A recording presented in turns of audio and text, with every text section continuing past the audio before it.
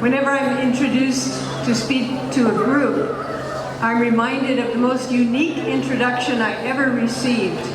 It was in Africa, in a remote village in South Sudan, a war zone, where the organization I work with was sponsoring literacy classes for adult women.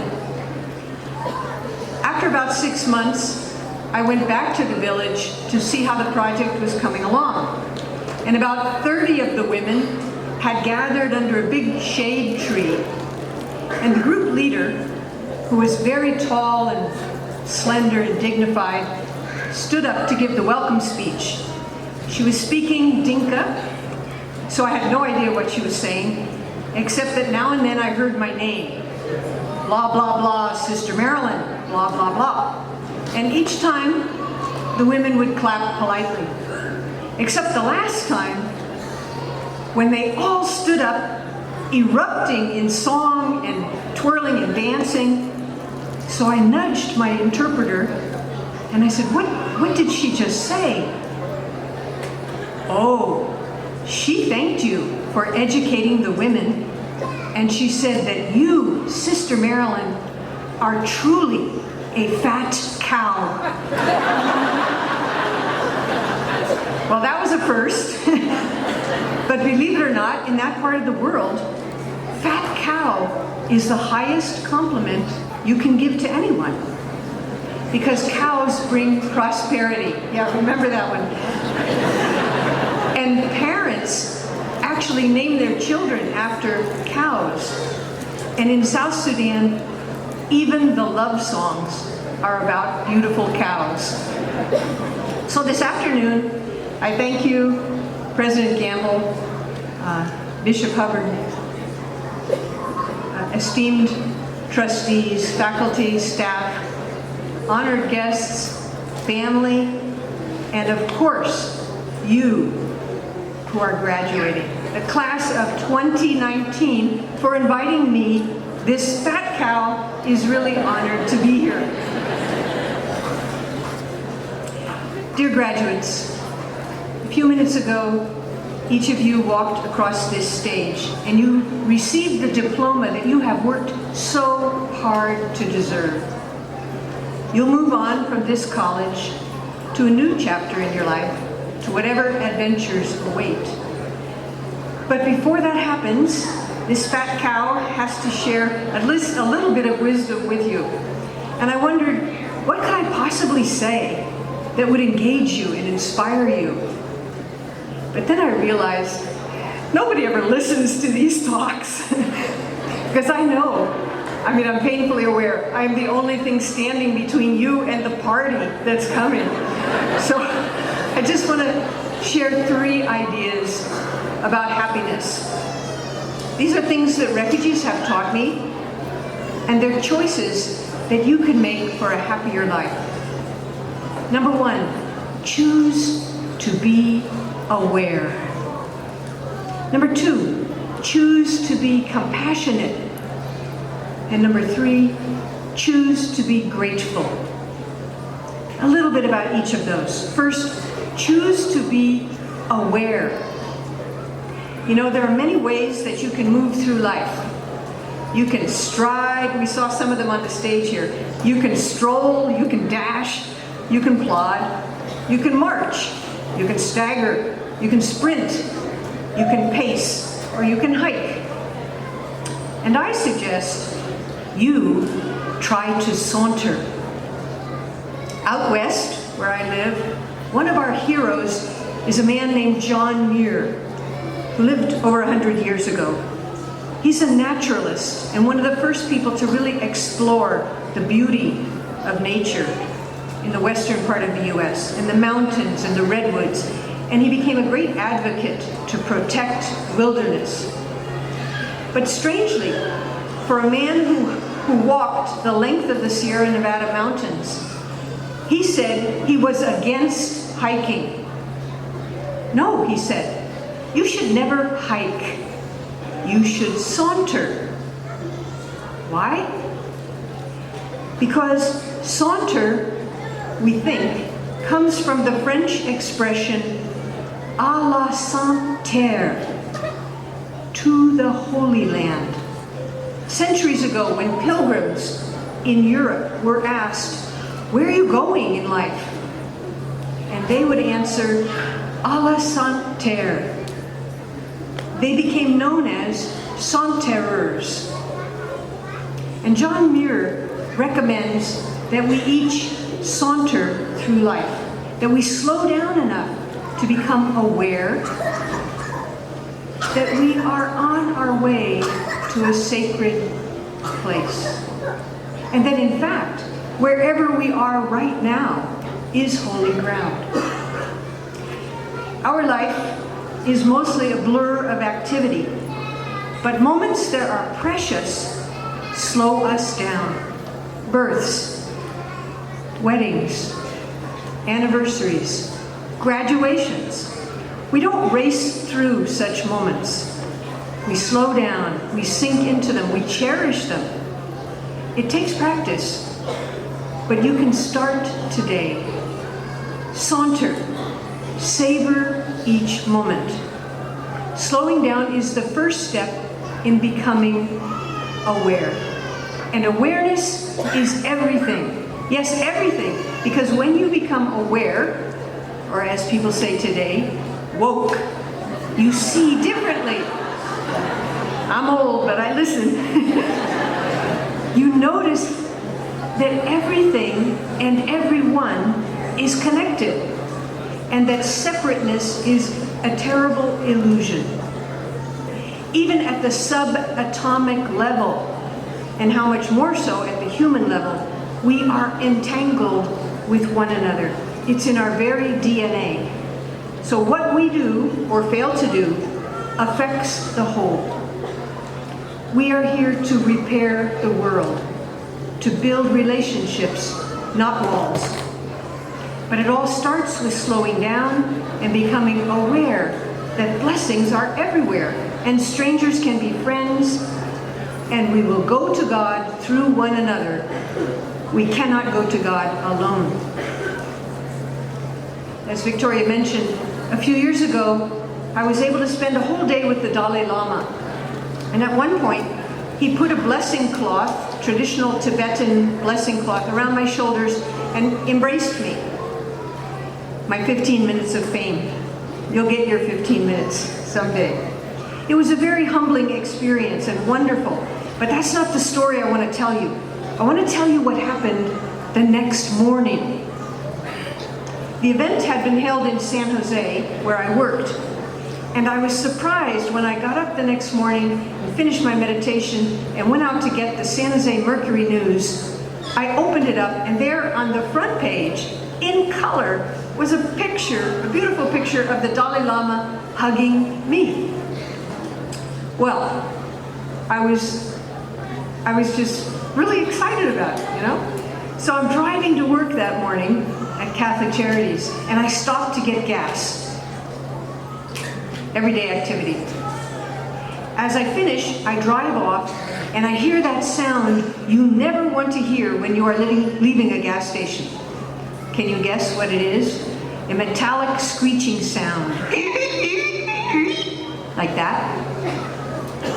And I look in the rearview mirror, and what do I see but the hose going like this, spewing gasoline everywhere. Because of course I have been dreaming about the Dalai Lama and not paying any attention to what I was doing. So I was so embarrassed. I stop the car, I jump out, and I'm reaching for my purse because I figure I have to get my insurance card or pay for the damage or something. And out of the corner of my eye, I see this little man running out of the booth toward me, and he does not look happy. But he's running like this. What in the world? It's you! Does God take care of fools? This man was from Tibet, and he was reading the Mercury News, and he recognized me because I was wearing the same jacket I had on at the event the day before with the Dalai Lama. So I said to him, "Oh, sir, I'm so sorry. I have messed up your gas station. There's puddles of gasoline everywhere." He said, "No, "It is an honor that you come to my place of work." I said, "Well, thank you, but I want to pay for the damage." And he said, "No, no, no, no. But one thing, may I touch you?" And then I got it, because the Tibetans believe that the Dalai Lama is the incarnation of the divine. And he knew from the photo that I had touched the Dalai Lama, something he never imagined he would have a chance to do. But he believed if he could touch me, through me, he could touch the divine. Wow. How woke is that? Instead of looking at me as an old lady wrecking his day, which I was, he looked beyond that and saw in me someone who had touched the divine. That man, who probably had no formal education and was working an entry-level job, taught me more than the Dalai Lama did.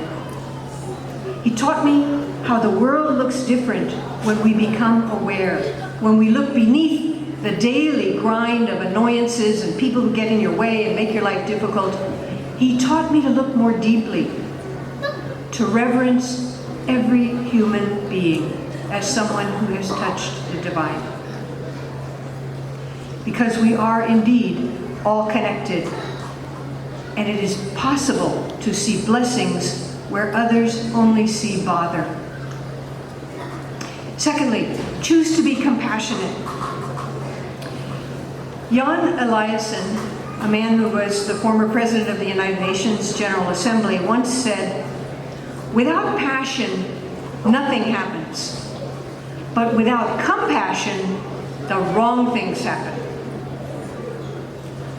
So where you direct your passion really matters. We all know people whose passion is aimed at money, success, power, making a name for themselves at whatever cost. It's your choice, but what a waste it would be if you choose empty idols. If you want to be happy, choose instead to be compassionate. Care concretely for people in need, which is obviously the spirit here. The number of people who are going into healthcare and caring for others is fantastic. And when you feel other people's pain and you respond to ease that pain, you will find a new kind of joy rising up in you. And you don't have to be Jesus or Mother Teresa. We all can do it wherever we are. But it takes conscious choice and effort, and it comes with cost. But the result is a deep down, abiding joy that people will see in you immediately. And that kind of joy is very rare today, perhaps because we're so isolated from one another and plugged into our iPhones and missing the person sitting next to us. What I learned about compassion, I learned from refugees.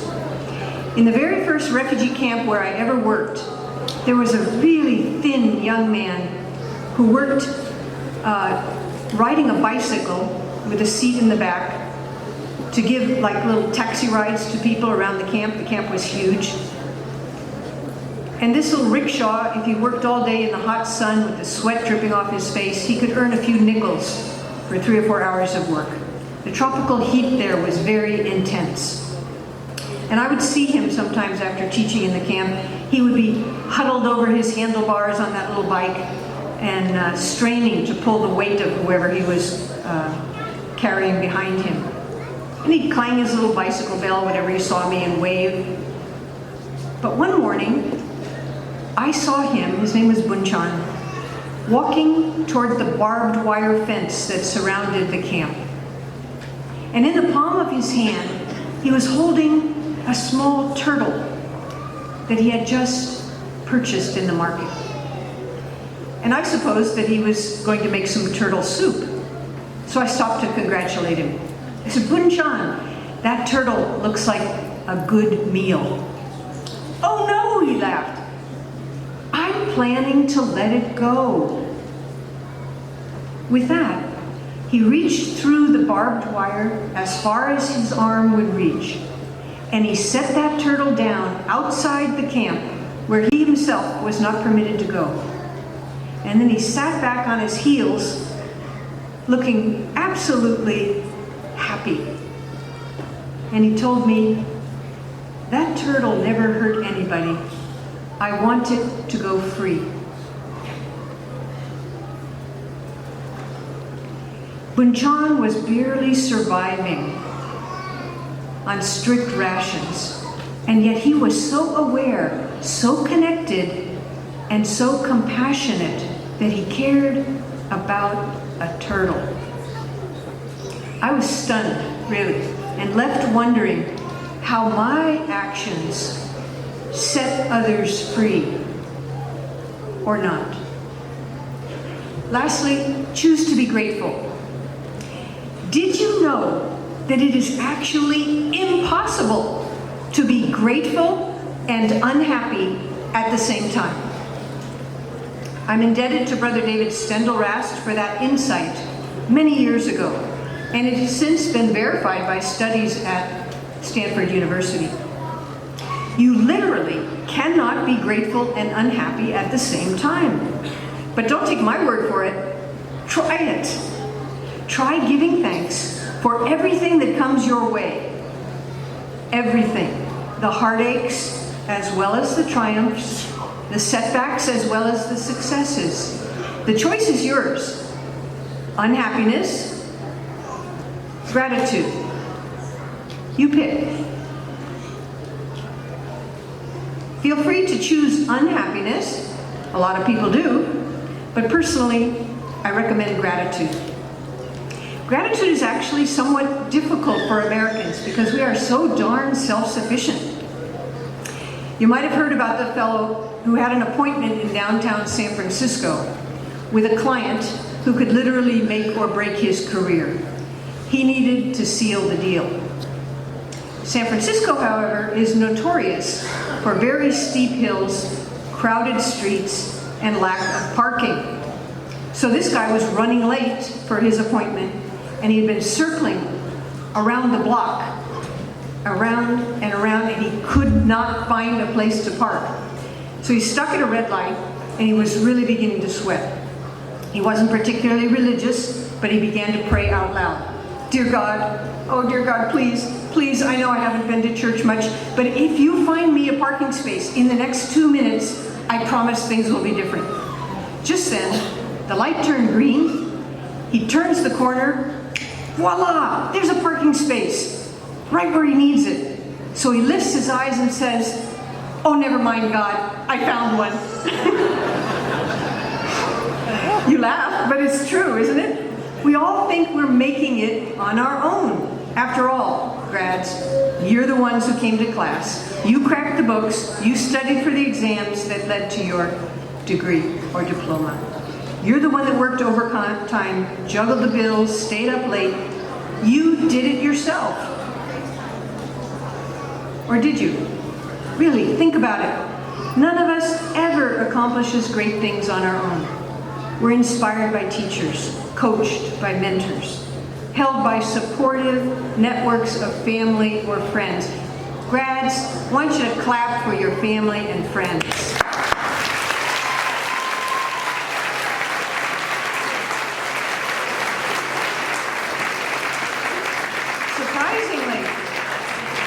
Surprisingly, gratitude does not depend on things going well.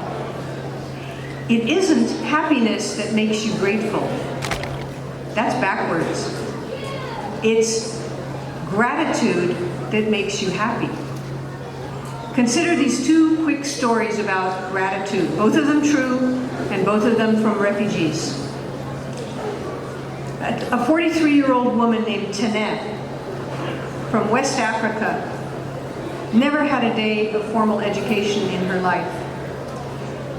Her country, Liberia, was riven by civil war. She was separated from her husband and all her children except the youngest, a 6-year-old boy.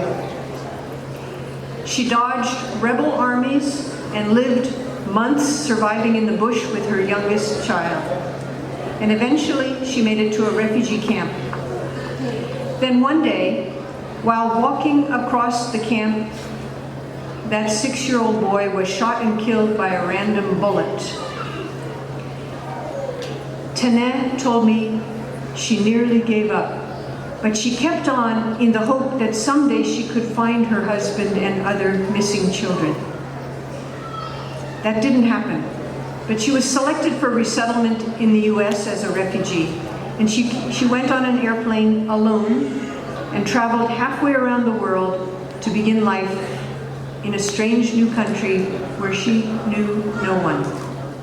She arrived to California, where I was managing a large refugee resettlement office, and the caseworker met her at the airport late at night and drove her to our transitional housing and gave her a backpack of some essentials and a cardboard box of perishable food to tide her over until the next day when we would take her to the grocery store. That next morning, I went to the transitional house to welcome her, and she was sitting on the floor of the living room, next to the box of food. She didn't hear me, so I stood in the doorway for a minute and watched her. She was holding a loaf of bread from the box, and she slowly lifted it up to the light from the window and turned it around, gazing at it. And then she placed it back into the box as tenderly as if it were a newborn. Next, she picked up a can of green vegetables, and she did the same thing, looking at it from all angles. She couldn't read. She'd never been to school. She just was admiring it.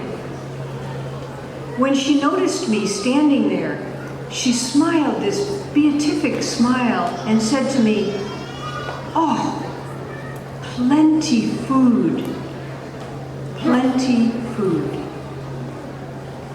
And I almost cried, because I can assure you, I have never been radiantly grateful for a can of string beans.